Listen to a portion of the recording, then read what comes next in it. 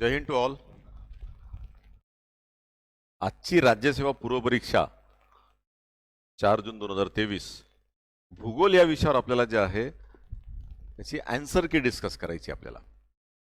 आता भूगोलाचे प्रश्न महाराष्ट्र आणि भारत या दोन्ही दृष्टिकोनातून महत्त्वाचे प्रश्न 15 प्रश्न आहे आणि पर्यावरणावर 5 प्रश्न आहेत. आपण आज भूगोलाचे जे आहे क्वेश्चन याचे जे संभाव्य उत्तरं काय राहू शकतात, तर कधी कधी 2 उत्तराची पॉसिबिलिटी असते, तर त्यामध्ये एमपीएससी कुठलं उत्तर जे आहे सिलेक्ट करते ते एमपीएससीवर सुद्धा अवलंबून असते. त्यामुळे आपण एखाद्या ठिकाणी मी 2 उत्तर सांगितले, पण त्यामध्ये मी हे सांगणार की कोण जास्त येण्याची शक्यता आहे हे सुद्धा सांगणार. त्यामुळे आपण आन्सर की डिस्कस करत आहे. तर भूगोलाचा अभ्यास करताना जे आहे तुम्हाला महाराष्ट्र आणि भारत दोन्ही बॅलन्स करणं गरजेचं आहे. भारतावर जास्त फोकस असावा राज्यसेवेच्या दृष्टिकोनातून. तर त्यामध्ये आपल्याला काही क्वेश्चन डिस्कस करायचे आहे. तर पहिला क्वेश्चन जे आहे खालील आकृतीमध्ये जे आहे की जेव्हा आपण चंद्र पाहतो, चंद्र म्हणजे मून, आणि मून जे आहे एक फुल मून जे आहे पोझिशन असते आणि एक जे आहे काय असते नो मून म्हणजे झिरो असतो, म्हणजे पूर्ण काळा दिसतो आणि काय असतो पूर्ण फुल मून दिसतो असा. तर यामध्ये जे आहे गिबॉस इमेज एक शब्द इथं आहे गिबॉस फेज. ठीक आहे, याला काय म्हणतात म्हणजे ऍक्च्युली, ठीक आहे, गिबॉस फेज म्हणजे यामध्ये जे आहे की चंद्राचा 3/4 भाग जेव्हा प्रकाशित होतो म्हणजे 50% पेक्षा जास्त आणि 100% पेक्षा कमी, त्याला म्हणतात गिबॉस इमेज किंवा गिबॉस फेज. ठीक आहे, हे तर हा कोणत्या पोझिशन मध्ये दिसतो आपल्याला पृथ्वीवरून, तर जे आहे तर ती पोझिशन आहे डी आणि एफ ही पोझिशन आहे. आता हे काय असतं हे नंतर मी लेक्चरमध्ये डिस्कस करणार, प्रत्येक गोष्टीवर नंतर डिटेल एक्सप्लेन. आज फक्त जे आहे महत्त्वाची जे आहे आन्सर काय असू शकतात यावरच आपण चर्चा करणार आहे. तर हे जे याचं उत्तर काय असू शकतं डी अँड एफ. तर जे आहे तिसरं उत्तर असण्याचे चान्सेस काय जास्त, म्हणजे 50% पेक्षा जास्त, म्हणजे जवळपास जे आहे कोणत्या चंद्राचा 3/4 भाग काय होतो दिसतो. ठीक आहे, प्रकाशित होतो, प्रकाशित. ठीक आहे, आपल्याला जे आहे 55% पेक्षा जास्त भाग काय आपल्याला दिसत नाही. ठीक आहे, म्हणजे 3/4 भाग जे आहे प्रकाशित होतो असं विचारलेलं आहे. ठीक आहे, तर हे एक क्वेश्चन जे आहे महत्वाचं आहे. नेक्स्ट जे आहे पर्यावरण, सॉरी 21, नेक्स्ट 22. ठीक आहे, इथं जे आहे हा एक पर्यावरणावर जे एक प्रश्न विचारलेला आहे की ज्यामध्ये एक डेफिनेशन विचारलेली आहे. आता ही डेफिनेशन जे आहे की पर्यावरण म्हणजे सजीवांच्या किंवा जीव समूहांच्या जीवन, वाढ, विकास व मृत्यूवर परिणाम करणारी सर्व परिस्थिती, तिचे कारके व त्याचा प्रभाव होय. तर ही डेफिनेशन कोणी दिलेली आहे, तर जो एन्सायक्लोपीडिया आहे ब्रिटानियाचा. ठीक आहे, तर त्यामध्ये ब्रिटानिकाच्या एन्सायक्लोपीडियामध्ये दिलेली आहे, तर ब्रिटानिका विश्वकोश. ठीक आहे, तर हा पर्यावरणाबद्दलच्या जेवढ्या व्याख्या आहे ना, तर सौदी सरांचं जे पुस्तक आहे, ठीक आहे, तर त्यामध्ये जे आहे पर्यावरण जे पुस्तक आहे म्हणजे भारत व भूगोल व पर्यावरण, तर त्यामध्ये पर्यावरण टॉपिक जे आहे त्याच्या व्याख्या ज्या आहे ना सौदी सरांच्या बुकमधनं येतात. मागच्या वेळेस तिथूनच आल्या होत्या, आताही तिथूनच आलेल्या आहे. ठीक आहे, हा एक आहे. त्यानंतर याचे 2 उत्तर असण्याचे चान्स होते. एक जे आहे एसी टान्सले म्हणजे इकोसिस्टम हा शब्द कोणी दिला, ठीक आहे, इकोसिस्टम टान्सलेने दिला, आणि एक जे आहे ब्रिटानिका, हे 2 येण्याचे चान्सेस होते. पण 2 पैकी जे आहे ब्रिटानिकाचं काय विश्वकोश आहे, तर हे बरोबर आहे. विश्वकोश शब्द आला की जनरली त्यात काय असते डेफिनेशन असतात.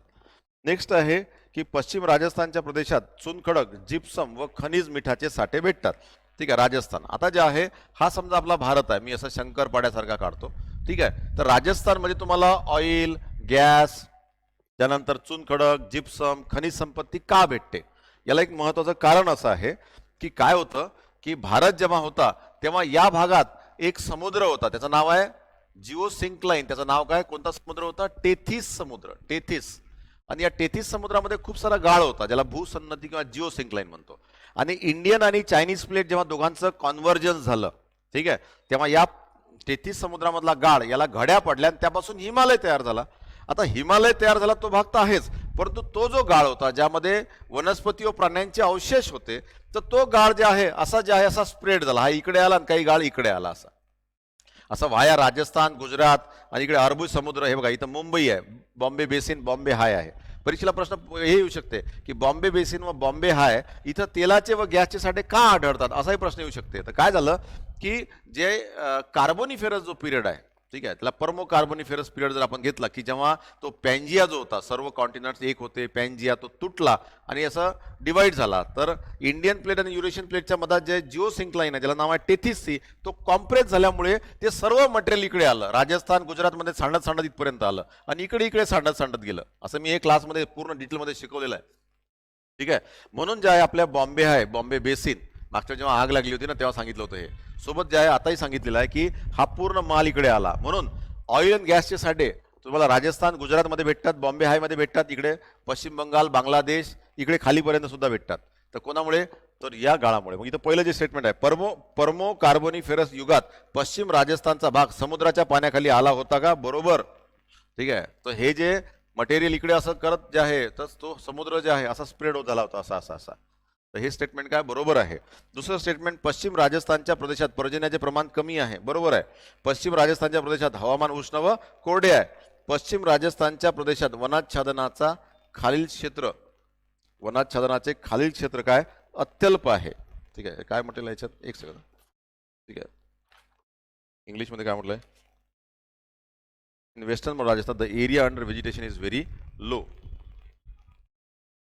ठीक आहे. पण इथं चुनखडक म्हटलेलं आहे, जिप्सम म्हटलेलं आहे आणि खनिज म्हटलं आहे. इथं कोळशाचे साठं वगैरे असं काही म्हटलेलं नाही आहे. त्यामुळे आता इथं जे आहे बघा, इथं उच्च प्रतीचा ऑइल गॅस सापडते, पण इथं जे आहे कनिष्ठ प्रतीचा कोळसा सापडतो, ज्याला आपण काय म्हणतो पीठ सापडते. त्यामुळे इथं जे आहे, तर इथं साठे कमी आहे, जंगल कमी आहे म्हणून हे सापडतं असं इथला भाग नाही आहे. याला कारण हे पहिले 3 कारण आहे. ठीक आहे. हे 3 कारण पहिलेले आहे. म्हणजे याचं उत्तर जे आहे ABC असेल, सी उत्तर असेल. ठीक आहे. वनाचं प्रमाण कमी असलं म्हणजे तिथं जे आहे, तेव्हा वनाचं प्रमाण कमी असलं म्हणजे तिथं चुनखडक, जिप्सम, खनिज, मीठ भेटते असं नसते. ठीक आहे. ठीक आहे. ते जर म्हटलं असेल कोळशाबद्दल जर विचारलं असतं तर आपण विचार केला असता. ठीक आहे. हा भाग असतो. त्यामुळे इथं जे आहे, तर इथं कोळसा जे आहे कनिष्ठ प्रतीचा भेटतो, परंतु ऑइल अँड गॅस चांगलं भेटतं. ठीक आहे. असं. नेक्स्ट. ठीक आहे. आता जे आहे हा दुसरा प्रश्न जे दिलेला आहे, ठीक आहे, की इथं एक सेकंद, इथं दिलेली आहे की खालीलपैकी कोणत्या मृदेत लोह बॉक्साईटचे खनिजाचे प्रमाण जास्त आहे? तर नॅचरली कोणतं आहे? जांभी मृदा. ठीक आहे. हे बघा कोणती इथं, इथं कोणती मृदा आढळते? जांभी मृदा. म्हणजे 24चं उत्तर कोणतं आहे? Laterite soil, C. सी उत्तर आहे, सी. 24चं उत्तर काय? सी.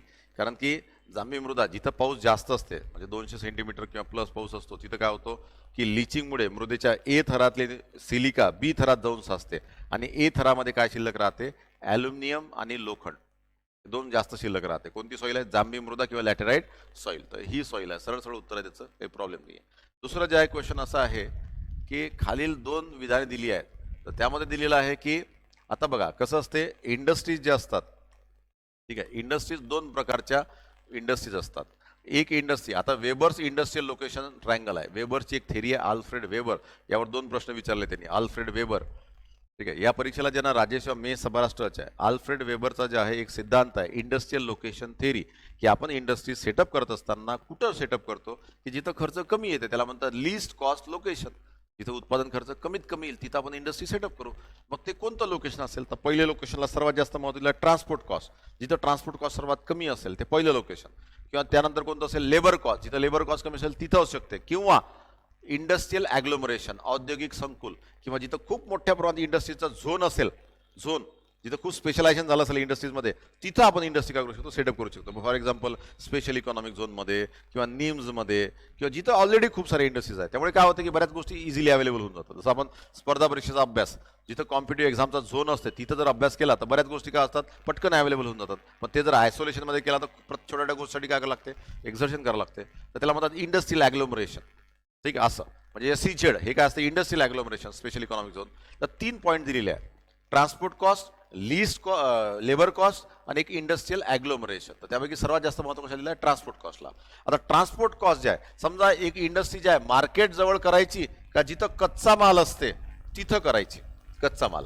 आता कच्चा माल, आता इंडस्ट्री 2 प्रकारची असते. एक असते प्युअर जे आहे रॉ मटेरियल, आणि दुसरं असते gross raw material. Pure raw मटेरियलमध्ये म्हणजे जेवढा कच्चा माल वापरला तेवढंच जवळपास काय असते? आउटपुट असते. म्हणजे कॉटन जे असते ना, कॉटन टेक्स्टाईल इंडस्ट्रीमध्ये कसं असते, जेवढा आपण कापूस वापरतो त्यात वेस्ट फार कमी निघते. म्हणजे 10 किलो कापूस पासून 10 किलो कपडे आपण तयार करू शकतो. वेस्ट फार कमी असते, म्हणून त्याला कोणतं मटेरियल असते ते प्युअर मटेरियल. पण तेच जर आपण शुगर इंडस्ट्री जर घेतली तर जे आहे समजा 100 किलो जर ऊस घेतला तर साखर किती निघते? 10 किलो निघते. मग आता जे आहे विनाकारण 90 किलो कशाला वाहून न्यायचं? ट्रान्सपोर्ट कॉस्ट वाढते ना. मग शुगर इंडस्ट्री आपण कुठं सेटअप करतो? रॉ मटेरियल जवळ, जिथं शेतात ज्या ऊस असते तिथं शुगर इंडस्ट्री तिथं सेटअप करतो. आणि समजा बॉक्साईट इंडस्ट्री कुठं सेटअप करतो? जिथं खाण आहे तिथं. कॉटन इंडस्ट्रीचं तसं नसते. कॉटन इंडस्ट्री कुठेही सेटअप करता येते. रॉ मटेरियलला सेटअप केली किंवा मार्केट जवळ सेटअप केली तर दोन्ही ठिकाणी चालते. पण जनरली आपण कुठं करणार? कारण की त्या ट्रान्सपोर्ट कॉस्ट सेमच असते ना. कारण की ते कॉटन कोणतं टेक्स्टाईल मटेरियलमध्ये कोणतं मटेरियल असते? ते प्युअर मटेरियल. जेवढं आपण कच्चा माल आहे तेवढंच आउटपुट तयार होऊन जाईल असं. मग हे मार्केटमध्ये पण सेटअप करू शकतो रॉ मटेरियलच्या जवळ, म्हणजे जिथं कॉटनचं उत्पादन होतं तिथंही करू शकतो. पण जनरली आपण कुठं करणार? मार्केट जवळ. जसं विदर्भात खूप सारं कॉटन प्रोडक्शन आहे, पण मिल्स कुठे आहे? मुंबईत. ठीक आहे, असं टेक्स्टाईल मिल्स असं मार्केट जवळ जास्त चान्स असते. इथं काय म्हटलंय? कापूस हा वजन न घटणारा शुद्ध कच्चा माल आहे, शिवाय हलका व टिकाऊ आहे. म्हणजे हे बरोबर आहे स्टेटमेंट. सुती कापड उद्योगांचे स्थानिकरण कापूस उत्पादक प्रदेश किंवा बाजारपेठ या ठिकाणी होते. दोन्ही ठिकाणी किंवा दोन्ही ठिकाणी होऊ शकते. म्हणजे जे आहे सुती कापड स्थानिकरण म्हणजे इंडस्ट्रियल लोकेशन हे कुठे होऊ शकते? कापूस उत्पादक क्षेत्रात होऊ शकते किंवा मार्केट जवळ. पण मोस्टली कुठं असते? मार्केट जवळ असते. पण दोन्ही ठिकाणी होऊ शकते. का? कारण ते प्युअर मटेरियल आहे. परंतु जे आहे याचं उत्तर जे आहे दोन्ही स्टेटमेंट बरोबर आहे. याचं उत्तर काय असायला पाहिजे? तर जे आहे हे दोन्ही बरोबर आहे, पण आर हे ए चे खरे स्पष्टीकरण नाही. पण हे जर उलट असतं ना, की हे जर स्टेटमेंट ए असतं आणि हे स्टेटमेंट हे असतं तर मग हे उत्तर राहिलं असतं. ठीक आहे. हा, याने उलट केलेलं आहे. म्हणजे आपण प्युअर आहे म्हणून तिथं करतो असं नाही. तिथं करतो कारण ते प्युअर मटेरियल आहे म्हणून असं. ठीक आहे. म्हणून द्यायचं उत्तर काय असेल? बरेच लोकांनी ए मारलं असेल, ते घाईघाईत झालं असेल ते. ठीक आहे. याचं उत्तर काय असेल? 2 असेल. ठीक आहे. Question number 26. आता इथं जे आहे आपण नेहमी एक गोष्ट नेहमी पाहतो की जेव्हा आपण ॲटलस पाहतो, ऑक्सफर्ड ॲटलस, तर त्यामध्ये जे आहे रंग जेव्हा आपण पाहतो तर कोणता रंग पाहतो? महाराष्ट्र पठाराचा जनरली रंग कोणता असेल? तपकिरी, ब्राऊन, डार्क ब्राऊन. जेवढा डार्क ब्राऊन तेवढा तो भाग उंच असते, जेवढा फेंट तेवढा काय असते? सी लेवल पासून खाली असते. ठीक आहे. नाही का? आपण कोकण सह्याद्री वगैरे पाहतो तर डार्क ब्राऊन जर असेल तर जास्त उंच. ब्राऊन मध्ये शेड असतात, फेंट ब्राऊन, डार्क ब्राऊन. तर ब्राऊन ठीक आहे उत्तर तिथं. खालीलपैकी कोणत्या दिवशी दक्षिण गोलार्धातील उन्हाळी अयन दिन म्हटलंय? हे बघा, उत्तर गोलार्धातील अयन दिन 21 जून आहे आणि दक्षिण गोलार्धातील अयन दिन कधी आहे? समर सोलिस्टाईल म्हणतात त्याला, समर सॉलिस्टाईस, ज्यामध्ये डे मोठा असतो रात्रीपेक्षा. ठीक आहे. असं तर 22 डिसेंबर. ठीक आहे. बघा 21 जूनला आपल्याकडे उन्हाळा असतो, तर ज्या खाली काय असतो? काय असतो? हिवाळा असतो. ठीक आहे. मग इथं समर सॉलिस्टाईस विचारलेला आहे, पण कोणता विचारलाय? दक्षिण गोलार्धातला विचारलाय. दक्षिण गोलार्धातला. तर ते जे आहे काय असेल? 22 डिसेंबर. ठीक आहे. आपल्याकडे 22 डिसेंबरला हिवाळा असते, पण दक्षिण गोलार्धात 22 डिसेंबरला काय असते? उन्हाळा असते. ठीक आहे. मग याचं उत्तर कोणतं असेल? 22 डिसेंबर. 4 उत्तर असेल. 4 डी डी डी उत्तर आहे 4. इथं जे आहे खूपच छान प्रश्न विचारलेला आहे. आता हे सर्व प्रश्न जे आहे मी क्लासमध्ये जोरजोरात ओरडून ओरडून जे आहे सांगितलेले आहे.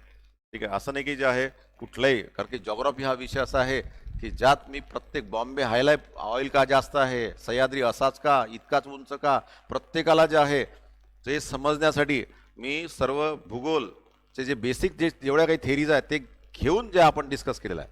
म्हणजे continental drift theory, hotspot theory, plate tectonic theory सर्व घेऊन, आणि आता तसेच प्रश्न विचारत आहे बघा. ठीक आहे. जे आपण व्हाय, प्रत्येक गोष्टीला काय विचारत आहे? व्हाय. असं का आहे? असं आहे पण असं का आहे? असं जास्त विचारत आहे. आता भूमध्य सागरी पाहिलं होतं. भूमध्य सागर आपण क्लासमध्ये बघितलं होतं की भूमध्य सागराला दाखवताना सीएसनी दाखवतो, आणि भारतात जे आहे म्हणजे एकच हवामान आहे ज्यामध्ये विंटरमध्ये जे आहे पाऊस जास्त पडतो समरपेक्षा. ठीक आहे. जगात जेवढे काही ऋतू आहे त्यामध्ये समरमध्ये जास्त wet summer and dry winter असतो, परंतु एकच हवामान असं आहे भूमध्य सागरी हवामान, जिथं समर काय असतो? ड्राय असतो आणि विंटर वेट असतो. पाऊस कधी पडतो? हिवाळ्यात पाऊस पडतो. हिवाळ्यात जास्त पाऊस, कोणापेक्षा? उन्हाळा. भारतात जे आहे एएस क्लायमेट आहे. कुठं आहे? तामिळनाडूमध्ये. ठीक आहे. तामिळनाडूवर खूपच जास्त प्रेम आहे एमपीएससीचं. मागच्या वर्षी विचारलं होतं तामिळनाडूमध्ये ही रेषा कशाची आहे? ही 1 डिसेंबरची रेषा आहे, जिथं ईशान्य मोसमी वारे पोचतात. एकच राज्य असं आहे जिथं उन्हाळ्यापेक्षा हिवाळ्यात जास्त पाऊस पडतो, नैऋत्य मोसमी वाऱ्यापेक्षा ईशान्य मोसमी वारे जास्त पाऊस देतात, त्याला म्हणतात तामिळनाडू. तर तामिळनाडूमध्ये जे आहे असं आहे. तोही प्रश्न विचारलेला आहे परीक्षेला. दोन्ही अपवादाचा मुद्द्यांना दोन्ही विचारलेला आहे. जबरदस्त विचारला हा प्रश्न. ठीक आहे. इथं बघा आता तर काय विचारलंय की winter rainfall received by meridian region कशामुळे? ठीक आहे. तर त्यामध्ये जे आहे आता हे बघा कसं असतं की हा मग समजा जे आहे ठीक आहे, हा भूमध्य सागर आहे, ठीक आहे, इकडे युरोप आहे. तर जेव्हा सब ट्रॉपिकल हाय प्रेशर बेल्ट जो असतो, जेव्हा समर असतो तेव्हा हा हाय प्रेशर बेल्ट जे आहे या इथं इथं न राहता तो कुठं राहतो, इथं राहतो हाय प्रेशर बेल्ट. ठीक आहे, काय होतो की इकडे जे आहे हाय प्रेशर बेल्ट इथं न तयार होता, इथं तयार होतो. मग हिवाळ्यात काय होतो, हे उन्हाळ्यात हाय प्रेशर बेल्ट होतो मग इथं पाऊस पडत नाही. तर इथं काय होतं लो प्रेशर बेल्ट, त्यामुळे वारे काय होतात असे वेगाने काय होतात, वाहत जातात. त्यामुळे लो प्रेशर बेल्ट तयार झाला की जे आहे तर वारे असे वाहत जातात. सब ट्रॉपिकल हाय प्रेशर बेल्ट, ठीक आहे, सब ट्रॉपिकल हाय प्रेशर बेल्ट उन्हाळ्यात काय होतो, भूमध्य सागर व युरोपवर सेट होतो. ठीक आहे, सब ट्रॉपिकल हाय प्रेशर बेल्ट. ठीक आहे, म्हणजे उपउष्णकटिबंधीय जास्त दाबाचा पट्टा. आणि हिवाळा आला का हा हे बघा पृथ्वीवर जे आहे 7 दाबाचे पट्टे आहे. किती पट्टे आहे, 7. ठीक आहे, सूर्याचं उत्तरायण सुरू झालं की हे 7ही दाबाचे पट्टे हळूहळू काय होतात, वर सरकतात. आणि दक्षिणायन सुरू झालं की ज्या सर्व दाबाचे 7ही दाबाचे पट्टे हळूहळू काय होतात, खाली सरकतात, म्हणजे दक्षिणेकडे सरकतात. आता समरमध्ये काय असते, समरमध्ये या भूमध्य सागरावर हा सब ट्रॉपिकल हाय प्रेशर बेल्ट याच्यावर सेट होतो. म्हणजे इथं हाय प्रेशर येऊन जाते, म्हणजे इथं पाऊस पडतच नाही. म्हणजे इथं काय होतं, मग हाय प्रेशर म्हटलं की वरून हवा खाली येत असते. ठीक आहे, आणि इथं मग वारे जे असतात इथं जमिनीवरून समुद्राकडे वाहतात. आणि जेव्हा विंटर येतो तेव्हा सूर्य खाली जातो, त्यामुळे सर्व दाबाचे पट्टे काय होतात, खाली सरकतात. मग हा सब ट्रॉपिकल प्रेशर बेल्ट काय होतो, खाली सरकतो. त्यामुळे भूमध्य सागर आणि युरोपमध्ये लो प्रेशर तयार होते आणि मग वारे जे आहे असे वाहतात, म्हणजे पाण्यावरून कुठे वाहतात, जमिनीकडे वाहतात. म्हणून मग विंटरमध्ये पाऊस काय पडतो, जास्त. मग याचं उत्तर जे आहे ना, हे उत्तर आहे. ते दोन्ही उत्तर बरोबर आहे, परंतु याचं जास्त उत्तर कोणतं बरोबर आहे, बी उत्तर जास्त बरोबर आहे, कारण ते अचूक सर्व गोष्टी त्यामध्ये दिलेल्या आहे. ठीक आहे, एक गोष्ट. ठीक आहे, नेक्स्ट जे आहे, नेक्स्ट आता इथे बघा, आता इथं आता हे सर्वच प्रश्न यातला जर एक प्रश्न जर सोडला कोणता, चंद्राचा, तर मॅक्झिमम प्रश्न जे आपण टेस्ट सिरीजमध्ये, मेगा सिरीजमध्ये आणि क्लासमध्ये डिस्कस केलेले आहे, हे लक्षात घ्या. आता इथं बघा, हे सांगितलं तुम्हाला की मरियाना गर्ता पृथ्वीवरचा सर्वात जे आहे डीपेस्ट पॉइंट, ठीक आहे, मरियाना गर्ता. ठीक आहे, म्हणजे जे आहे 11 किलोमीटर आणि वर 222 मीटर. ठीक आहे, 11 किलोमीटर डीप आहे मरियाना गर्ता. तुम्हाला परीक्षेला हा प्रश्न येऊ शकतो की क्वेश्चन मध्ये दिलं जाईल की सर्वात डीपेस्ट पॉइंट हा आहे. ठीक आहे, आणि तो का आहे असा प्रश्न परीक्षेला येईल, वाय. हे बघा, जॉग्राफी असो कुठलाही विषय असो, ट्रेंड चेंज झाला. म्हणजे पहिले जे प्रश्न विचारायचे ना ते क्वेश्चन मध्ये विचारले जाते आणि त्याला एक शब्द लावला होते, असं का होते. नाही बघा, या पूर्ण पेपरमध्ये वाय ओरिएंटेड पेपर आहे, वाय. ठीक आहे, आता इथं बघा, पॅसिफिक पश्चिम महासागरात, आता हा जे आहे समजा पॅसिफिक महासागर आहे, इकडे जे आहे आशिया आहे, इकडे जे आहे अमेरिका आहे. तर इथं आपण पाहिलं होतं की ही जी पॅसिफिक प्लेट आहे आणि इकडे युरेशियन प्लेट आहे, हे दोन्ही प्लेट एकमेकांशी काय होत आहे, इथं कॉन्व्हर्ज होत आहे. आणि ही पॅसिफिक प्लेट कोणाची इकडे कॉन्व्हर्ज होत आहे, अमेरिकन प्लेटशी. आणि याला आपण अग्निकंकनाचा प्रदेश वगैरे म्हटलं होतं, सर्वात जास्त ज्वालामुखी व भूकंप या भागात होतात हे म्हटलं होतं. त्यानंतर जे आहे आता ही प्लेट जी आहे ही ओशनिक प्लेट आहे आणि ही कॉन्टिनेंटल प्लेट आहे. मग हे दोन प्लेट जेव्हा एकमेकांकडे येतात तेव्हा ही ओशनिक प्लेट काय होते, ही ओशनिक प्लेट स्ट्रॉंग असते पण बारीक आहे, जाडी कमी आहे, तर ती काय होते, आत घुसते अशी. ठीक आहे, आणि तिचं काय होतं, त्याला सबडक्शन होतं, तिचं सबडक्शन आत शिरते. आणि सबडक्शन झालं की टेम्परेचरने ते वितळते, आणि वितळले की तो पूर्ण व्हॉल्कॅनो काय होतो, बाहेर येतो. ठीक आहे, मग ती जेव्हा अशी आत जाते ना, आता ही प्लेट अशी आणि ही प्लेट आत चालली, तर मधात काय पडली, गर्ता पडली, ट्रेंच पडली. म्हणून ते सर्वात जास्त ट्रेंचेस आहे. म्हणून इथं ज्यांना इतक्या जास्त ट्रेंचेस, या भागात ट्रेंचेस का जास्त आहे, तर त्याला कारण जे आहे, हे western margin of the Pacific ocean plate is a subduction zone. ठीक आहे, याला काय म्हणतात, पॅसिफिक महासागराच्या पश्चिमेकडील किनारवर्ती भाग हा अधोगमन क्षेत्राचा भाग आहे, सबडक्शन. ठीक आहे, हा शब्द वापरला होता. आणि याला बेनिऑफ झोन म्हणतात, असंही म्हणतात, बेनिऑफ झोन, सबडक्शन. ठीक आहे, याला काय म्हणतात, सबडक्शन म्हटलं तर सबडक्शन. हेच कारण जे आहे बरोबर आहे, बाकीचे काही कारण नाही आहे, बाकी हेच एवढंच कारण बरोबर आहे. याचं उत्तर काय असेल, ए. बऱ्याचशा कीमध्ये वेगवेगळं काही असेल, ठीक आहे, परंतु जे आहे कन्फ्यूज होऊ नका. वेस्टर्न मार्जिनला सर्वात जास्त कॉन्व्हर्जन्स आहे, सबडक्शन झोन जास्त आहे, आणि जिथं सबडक्शन झोन असतो तिथं ट्रेंचेस काय असतात, जास्त असतात. ठीक आहे, ठीक आहे, नेक्स्ट जे आहे, आता इथे बघा, आता बरेच प्रश्नामध्ये थोडंसं उत्तर प्लस मायनस होऊ शकते. आपण प्रयत्न करू की आयोगाचं आपलं उत्तर जे आहे एकदम बरोबर आलं पाहिजे. ठीक आहे. मान्सूनची माघार, आता नैऋत्य मोसमी वारे असतात, पूर्ण भारत ओळखायला 1.5 महिना लागतो, आणि जे परतीचा जो पाऊस असते त्याला आपण ईशान्य मोसमी वारे म्हणतो. तर ईशान्य मोसमी वारे का येतात हा प्रश्न आहे. ईशान्य मोसमी वारे, आता ईशान्य मोसमी वारे, तर नैऋत्य मोसमी वारे आणि ईशान्य मोसमी वारे. तर ईशान्य मोसमी वारे असे येतात कारण इकडे हाय प्रेशर बेल्ट तयार होतो आणि इकडे लो प्रेशर. काय कारण असू शकतं इथं जे विचारलंय, आफ्टर रिचिंग द हिमालय, म्हणजे नैऋत्य मोसमी वारे हिमालयाच्या पर्वतरांगापर्यंत पोहोचल्यानंतर तिथून माघारी येतात. हे 100% चुकीचं आहे. असं नाही की जे आहे नैऋत्य मोसमी वारे आले आणि ते अडले म्हणून परत येतात, असं नसतं. पर्वताला जर अडले असते ते वापस आले असते, तर मग तर जे आहे नैऋत्य मोसमी वारे सह्याद्रीला अडल्यानंतर वापस गेले असते, तर तसं ते उत्तर चुकीचं आहे कम्प्लिटली. दुसरं आहे the apparent movement of the sun. तर हे एक उत्तर काय बरोबर आहे. ठीक आहे, सनची मुवमेंट हे सुद्धा महत्वाचं आहे, कारण उत्तरायण झालं की हा भाग काय होतो, तापतो, मग इथं लो प्रेशर तयार होतं, इथं हाय सॉरी ठीक आहे, इथं जे आहे इथं लो, उन्हाळ्यात काय असतं इथं लो प्रेशर, इकडे हाय प्रेशर. ईशान्य मोसमी वाऱ्याच्या वेळेस काय असतं, इकडे हाय प्रेशर आणि इकडे लो प्रेशर. ठीक आहे, ईशान्य मोसमी वारे, मग त्यामुळे तो पाऊस काय होतो, परत येतो. तर ते the expansion of the high pressure belt from north west part two the south eastern part of India. तर हे उत्तर काय जास्त बरोबर आहे. याचं उत्तर काय असेल, सी. म्हणजे हा हाय प्रेशर बेल्ट जो आहे हा साऊथ वेस्ट, म्हणजे सॉरी काय दिलेलं इथं, north west to south west असा स्प्रेड होतो. ठीक आहे, तर हा हाय प्रेशर बेल्ट तयार होतो म्हणून जे आहे, आणि इकडे लो प्रेशर असते म्हणून ईशान्य मोसमी वारे काय होतात, परत यायला लागतात. तर हे इथं हाय प्रेशर बेल्ट का तयार होतो, कारण सूर्य जे आहे सूर्याचं दक्षिणायन झालेलं असते. सूर्य कुठं गेला असतो, सूर्य कुठं मकर वृत्तावर गेला असतो, म्हणजे कॅप्रिकॉनवर. त्यामुळे इकडे टेम्परेचर घटतं, प्रेशर वाढतं. इथं हाय प्रेशर कोणामुळे तयार होतं, वेस्टर्ली जेट स्ट्रीम, पश्चिमी जेट वारे येतात आणि इथं जे आहे काय होतात, तर टेम्परेचर काय करतात, कमी करतात. त्यामुळे आणखी दाब खालच्या लेवलला काय होतो, वाढतो. ठीक आहे, आणि हवा वर राईज सुद्धा होते, कारण की खाली हाय प्रेशर असते तर वर काय असते, लो प्रेशर. हे खूप टेक्निकल झालं, पण मी लेक्चरमध्ये असं व्यवस्थित समजून सांगितलं होतं. आता हे फक्त कीज बद्दल आहे, अँसर की काय असू शकते. पूर्ण लेक्चर जे आहे आपण जे आहे ऑलरेडी हे सर्व लेक्चरमध्ये डिस्कस केलेलं आहे. ठीक आहे, नेक्स्ट जे आहे, आता इथं जे आहे सरळ हातात जे आहे सिंपल प्रश्न विचारलेला आहे.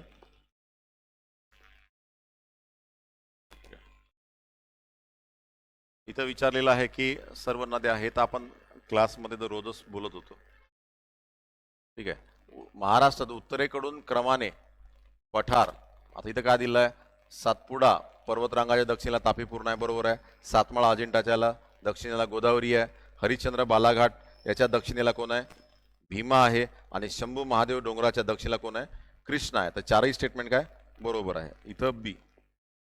ठीक आहे, सातपुडा पर्वतरांगाच्या दक्षिणेला तापीपूर्ण आहे. ठीक आहे, आता जे आहे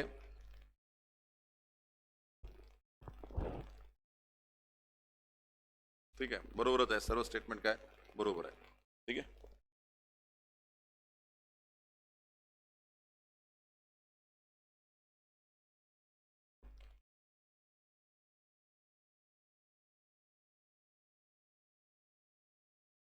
आता इथे जे आहे तुम्हाला हा पॉइंट आपण लेक्चरमध्ये नेहमी डिस्कस करायचो की कोकणातल्या नद्या आणि महाराष्ट्रातल्या नद्या यामध्ये काय फरक आहे. हे बघा इथे दिलेलं आहे. आता बघा प्रत्येक प्रश्न कसा आहे माहिती का, सह्याद्रीचा आकार असा का आहे, राजस्थानमध्येच ऑइल गॅस वगैरे का सापडते, जिप्सम का सापडते, म्हणजे असेच प्रश्न आहे. ठीक आहे, जे पहिले फॅक्च्युअल विचारलं जायचं ते आता क्वेश्चन मध्ये असते आणि त्याला एक शब्द लावलेला असते, व्हाय दिस अँड व्हाय नॉट दिस. असं का सुरू झालं तुम्हाला सांगतो की कारण की नवीन राज्यसेवा जी आहे, नवीन राज्यसेवा आणि जुनी राज्यसेवा. जुनी राज्यसेवा म्हणजे व्हॉट, व्हेन, व्हेअर, हाऊ, म्हणजे जुनी राज्यसेवा. नवीन राज्यसेवा म्हणजे व्हाय धिस अँड व्हाय नॉट दिस, आणि कम्पेअर करणे.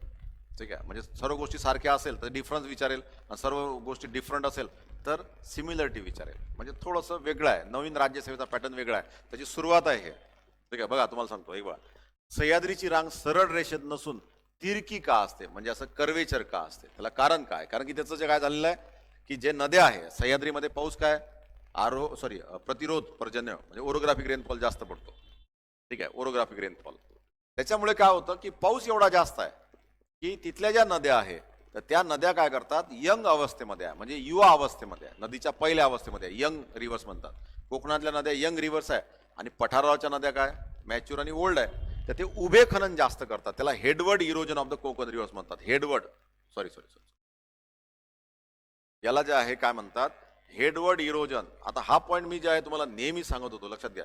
बघा, हेडवर्ड इरोजन, कोकणातल्या नद्या कोणत्या, युवा अवस्थेमध्ये सह्याद्री उगम पावणाऱ्या नद्या. बघा आता याच्यात काय ना, हेडवर्ड इरोजन म्हणजे उभे खनन, आणि मॅच्युअर अवस्थेमध्ये नद्या कशा असतात, आडवे खनन करत असतात, आणि वृद्धावस्थेमध्ये संचयन करत असतात. त्यामुळे हे जास्त प्रॉबेबल उत्तर काय जास्त आहे. सह्याद्रीत पडणाऱ्या मुसळधार पर्जन्यामुळे सह्याद्रीची झीज होऊन ती वक्राकार झालेली आहे. हे उत्तर काही बरोबर नाही आहे. ठीक आहे, पाऊस जास्त जर पडला असता तर मग जे आहे, ठीक आहे, मग कोणताही पर्वत जे आहे वक्राकारच झाला असता पावसामुळे. तसं नाही, वक्राकार जे आहे, पाऊस तर आहेच त्याला कारण, पण पावसापेक्षा कोणाचा रोल जास्त महत्वाचा आहे, नदीचा. ठीक आहे, तेच जर तुम्हाला आता नेक्स्ट टाइम परीक्षेला काय विचारलं, आता सह्याद्रीचा वक्राकार आकार याला नदी जबाबदार आहे, नदीचं उभे खनन. पुढच्या वेळेस हिमालयाला विचारेल, हिमालय, तर हिमालयाचा आकार जे असा वक्राकार का आहे, त्याला कारण कोणतं आहे, तिबेटचे पठार. तिथं नदी किंवा पाणी नाही आहे, तिथं आहे तिबेटचं पठार. हे बघा कसं असते, जो प्रश्न आला त्याच्या अनुसरून समोरचा प्रश्न येत असतो, बरोबर. ठीक आहे, मग हिमालयाचा आकार असाच का, याला उत्तर येऊ शकते. त्याला पहिलं उत्तर कोणतं आहे, तिबेटचं पठार. आणि दोन प्लेटचं कॉन्व्हर्जन्स होत असताना चायनीज प्लेट हळू तर इंडियन प्लेट वेगानं काय करत आहे, कॉम्प्रेशन करत आहे, असं. ठीक आहे,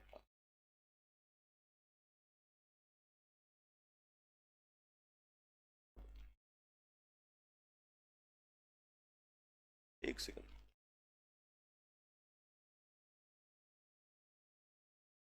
एक क्वेश्चन 33. हा, आता इथं जे आहे एक सिंपल प्रश्न जे आहे, हे बघा तुम्हाला सिंपल आहे. बघा कसं आहे माहिती आहे का, तुम्हाला एका अटेम्प्टमध्ये ही परीक्षा पास करायची असेल ना, ठीक आहे, एकदा का एक पान वाचलं, ठीक आहे, वाचणं झालं, त्यानंतर जे आहे त्याची रिव्ह्यू, त्या लगेच त्या पानाला काय करायचं, एमपीएससी काय विचारू शकते, तर एमपीएससी काय विचारू शकते, वेगळेपणा विचारू शकते. आता तुम्हाला मी सिंपल एक एक्झाम्पल देतो.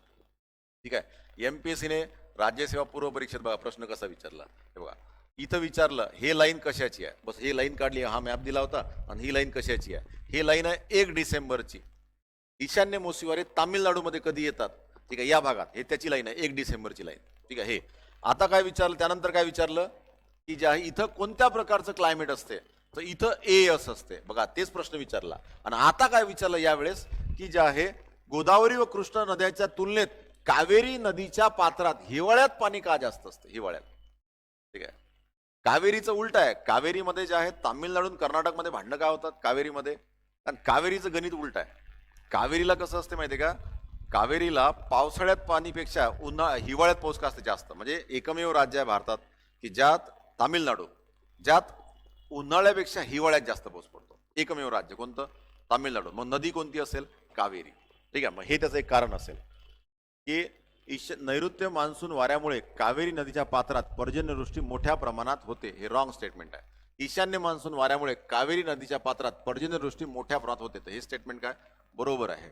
कावेरी नदीच्या पात्रात ईशान्य व नैऋत्य मान्सून वाऱ्यापासून पर्जन्यवृष्टी होते, हे तर बरोबरच आहे, दोन्हीमुळे होते. पण हे अधिक स्पष्ट आहे, सी बरोबर आहे, असं थोडी होत नाही, दोन्हीपासून होते, परंतु हे अधिक जास्त बरोबर आहे. कोणामुळे जास्त होते, ईशान्य मोसमी वाऱ्यापासून काय मिळते जास्त, नैऋत्य मोसमी वाऱ्यापेक्षा. ठीक आहे, कारण ईशान्य मोसमी वारे जेव्हा असे येतात हे समुद्रावरून येतात, आणि इथं ज्या पूर्व घाटाला जे आहे, इथं पूर्व घाट आहे, इथं येतात, आणि जे आहे असं इथं पाऊस काय येतात जास्त, म्हणून इथंच पाऊस जास्त आहे. केरळमध्ये काय असते, केरळमध्ये उन्हाळ्यात जास्त पाऊस असते, नैऋत्य मोसमी वारे आहे, आणि तामिळनाडूमध्ये हिवाळ्यात जास्त पाऊस असते, ईशान्य मोसमी वारे. ठीक आहे, तर उत्तर जे आहे, ठीक आहे, तर उत्तर जे आहे बी असण्याचे चान्सेस काय जास्त. ठीक आहे, क्वेश्चन नंबर 34.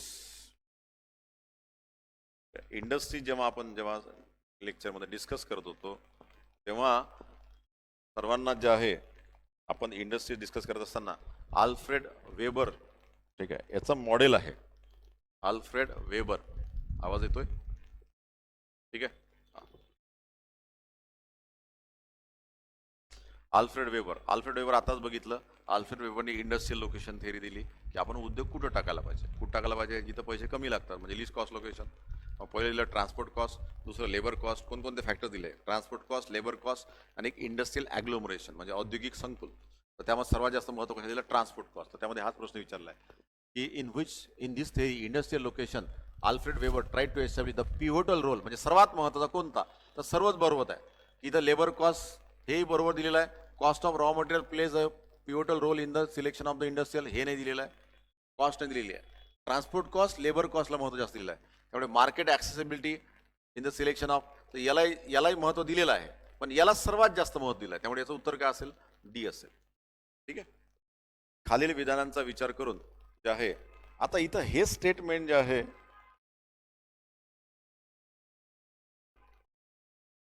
हे स्टेटमेंट थोडंसं जे आहे कन्फ्युजिंग आहे. आता आपण सौदी सरांच्याच पुस्तकामध्ये, न्यू बुकमध्ये महाराष्ट्र भूगोल यामध्ये ग्रामीण वस्तीचे प्रकार डिटेलमध्ये दिले आहे. एक आहे सघन वस्ती म्हणजे कॉम्पॅक्ट सेटलमेंट किंवा केंद्रित वस्ती, जिथं खेडं मोठं असते आणि खूप जास्त घनता असते, लोक जवळजवळ राहतात. दुसरं असते निमसघन म्हणजे सेमी कॉम्पॅक्ट. तिसरं असते स्कॅटर्ड आणि त्यानंतर असते डिस्पर्स. ठीक आहे. असं म्हणजे खंडित वस्ती आणि ज्या विखुरलेल्या वस्ती, अशा 4 प्रकार. यात पहिलं स्टेटमेंट काय?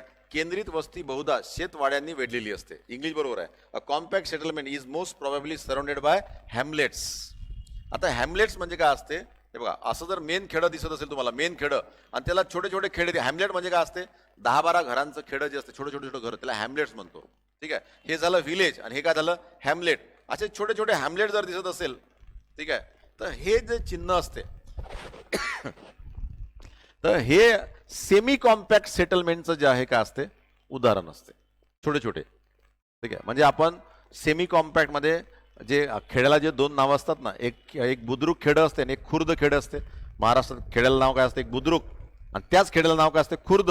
तर हे झालं बुद्रुक खेडं म्हणजे मोठं खेडं, आणि त्या खेड्याचं नाव सेम असते बुद्रुक, आणि दुसरं काय असते? लहान खेडं. जे लहान खेडे आहे ना, छोटे छोटे, त्याला आपण हॅमलेट म्हणतो. हॅमलेट इंग्लिशमध्ये हॅमलेट, छोटे छोटे खेडे. तर बुद्रुक आणि खुर्द ही रचना सेमी कॉम्पॅक्ट मध्ये असते. सेमी कॉम्पॅक्ट म्हणजे एखाद्या खेड्याचं नाव असेल खेरडा बुद्रुक आणि खेरडा खुर्द असे नाव असेल. हे कशाची रचना असते? हे कशाचं एक्झाम्पल? हे ऑलरेडी हा प्रश्न आलेला आहे, फक्त old wine in new bottle आहे. समजलं पाहिजे पटकन. मग हे जे आहे ना, तर हे बहुतेक जे आहे हे स्टेटमेंट काय देईल? रॉंग देईल, कारण की हे सेमी कॉम्पॅक्टचं आहे. ठीक आहे. निमसघन, हे बघा याचं स्टेटमेंट आहे, हिमालय प्रदेशात केंद्रित वस्ती आढळत नाही. हे स्टेटमेंट काय बरोबर आहे? याचं उत्तर काय असू शकते? बी. आणि हिमालयात कोणत्या सेटलमेंट आढळतात? विखरलेल्या वसाहती किंवा खंडित जे आहे वसाहती असतात ते आढळतात. म्हणजे डिस्पर्स किंवा स्कॅटर्ड सेटलमेंट काय होतात? हिमालयात आढळतात. ठीक आहे. असा एक भाग आहे. त्यामुळे याचं उत्तर जे आहे थोडंसं असं होऊ शकतं की दोन्ही उत्तर बरोबर दिले जाऊ शकतात, परंतु मला असं वाटतं की जे आहे ए स्टेटमेंट रॉंग असेल आणि बी स्टेटमेंट काय असेल? बरोबर असेल. ठीक आहे. कारण केंद्रित वस्त्या जे खूप मोठे मोठे खेडं, एकदम दाट वस्ती, हे जनरली कुठे दिसते? मैदानावर किंवा पठारावर असते, जिथं जमीन कृषीसाठी, मृदा, सॉईल, कृषी, पाणी मस्त भरपूर असते, तिथं असते. जिथं ते कमी असते मग तिथं वाळवंट, डोंगराळ भाग यामध्ये जनरली ते नसते. ठीक आहे. तर इथं हे स्टेटमेंट बरोबर आहे, हे स्टेटमेंट काय? रॉंग आहे. ठीक आहे. बाकी भरपूर गोष्टी आहे ते आपण लेक्चरमध्ये बघूच. तर ठीक आहे. चाणक्यचं जे आहे ऑनलाईन प्लॅटफॉर्मवर जे आहे, तर चाणक्य फाउंडेशन अमरावती हे ॲप जे आहे डाउनलोड करा, आणि स्टोअर टॅबला चाणक्य फाउंडेशनचे सर्व प्रकारचे कोर्सेस M1 to M19 आणि S1 to S10, म्हणजे हा ओल्ड पॅटर्न आहे, ओल्ड पॅटर्ननुसार आणि रिवाईज सिलेबसनुसार कंबाईंड असेल, ओल्ड राज्यसेवा असेल. S1 नंतरच्या बॅच ज्या आहे ह्या न्यू राज्यसेवा आणि न्यू राज्यसेवा 2025 पासून जी सुरू होणार आहे, तर त्यासाठी बॅचेस असेल. चाणक्य फाउंडेशनकडे राज्यसेवा आणि UPSC IASच्या बॅच दोन्ही मीडियममध्ये अवेलेबल आहे. डेडिकेटेड वेगळ्या बॅचेस आहे, मराठी बॅच आणि English batch, dedicated batch available आहे. त्या दृष्टिकोनातून जे आहे, तर जुलैमध्ये जे आहे शेड्यूल सुरू होणार आहे. जुलै, ऑगस्ट, सप्टेंबरमध्ये सर्व बॅचेस सुरू होणार आहे. तर त्यामध्ये जे आहे, तर 2 जुलैला चॅम्पियन्स बॅच आहे, कंबाईंड बॅच. ठीक आहे. MPSC कंबाईंड बॅच ग्रुप बी व ग्रुप सी.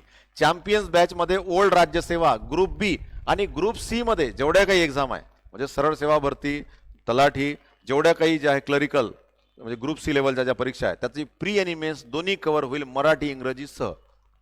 आणि चाणक्य फाउंडेशनने जे आहे लॉकडाऊनच्या काळात सर्वात जास्त इन्व्हेस्टमेंट त्याच्या ह्युमन कॅपिटलवर केलेली आहे, मार्केटिंग कॅपिटलवर नाही. पहिल्यांदा मी असं सांगत आहे, तुम्हाला विश्वास बसत नसेल, पहिल्यांदा जे आहे मी असं लेक्चर झाल्यानंतर पहिल्यांदा सांगत आहे, 4 जून 2023ला. ठीक आहे. पहिल्यांदा सांगत आहे, म्हणजे विचार करा, जे आहे मार्केटिंग जे आहे दूरदूरपर्यंत काही संबंध नाही आहे. परंतु पूर्ण फोकस कशावर आहे? Best of the best teacher, dedicated teacher, content आणि क्वालिटी.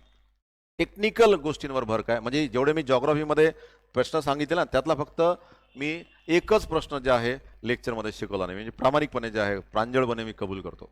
फक्त जे आहे तोही चालू घडामोडीमध्ये सांगितलेला आहे, पण ते चालू घडामोडीमधला टॉपिक आहे. ठीक आहे, ही गोष्ट लक्षात घ्या. टेक्निकली जे आहे सर्व गोष्टींवर भर आहे. मी पहिल्यांदा सांगत आहे असं, म्हणून थोडंसं मला जरा ऑकवर्ड वाटते. ठीक आहे.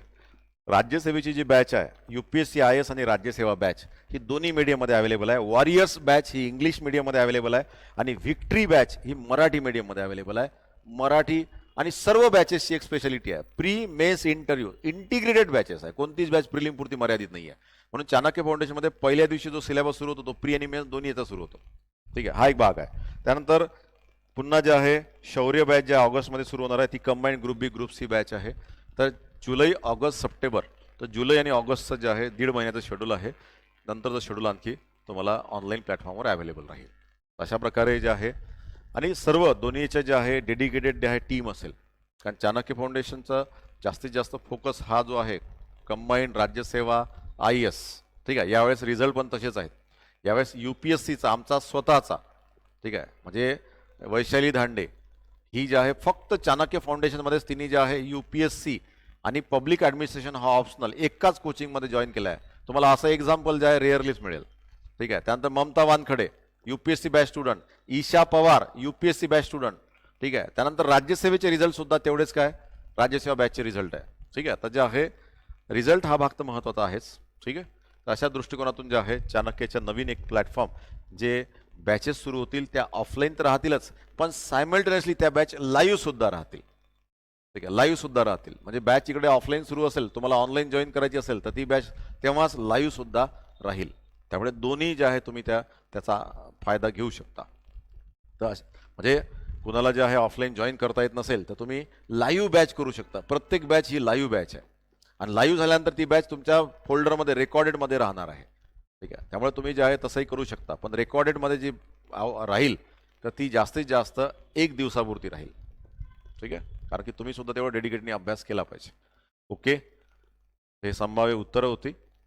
तर polity, economy, science, environment, history, चालू घडामोडी हे सर्व जे आहे बाकी फोल्डरमध्ये दिलेलं आहे. खाली प्लेलिस्टमध्ये एक स्पेशल फोल्डर बनवलेला आहे, राज्यसेवा प्री 4 जून 2023 डिस्कशन. त्यामध्ये तुम्ही इतर लेक्चरसुद्धा बघू शकता. Okay, thank you very much.